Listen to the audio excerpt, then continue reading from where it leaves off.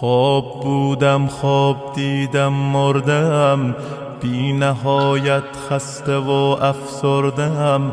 تا میان گور رفتم دل گرفت، قلب کن سنگ لحد را گل گرفت. بالش زیر سرم از سنگ بود، غرق ظلمت سوت و کور و تنگ بود. هر که آمد پیش حرفی راند و رفت، سوره حمدی برایم خواند و رفت.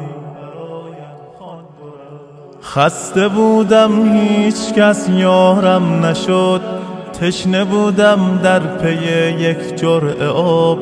آمدن از راه نزدم دو ملک، تیره شد در پیش چشمانم فلک.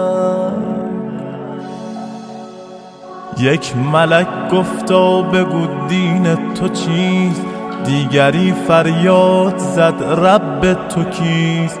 گرچه پرسش ها به ظاهر ساده بود، لرزه بر اندام من افتاده بود.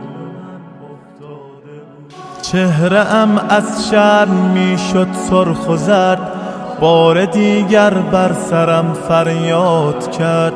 در میان عمر خود کن جستجو، کارهای نیک و زشتت را بگو. هرچه می کردم به اعمالم نگاه، بر زبان آوردنش دشوار بود. چاره ای جز لب فرو بستن نبود، گرز آتش بر سرم آمد فرو.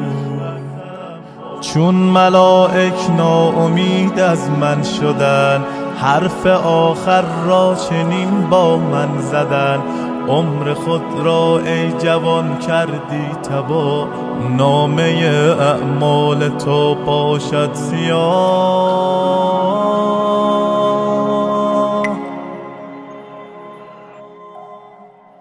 ما که مأموران حق داوریم، پس تو را سوی جهنم میبریم. ناامید از هر کجا و دلفکار، میکشیدندم به خفت سوی نار.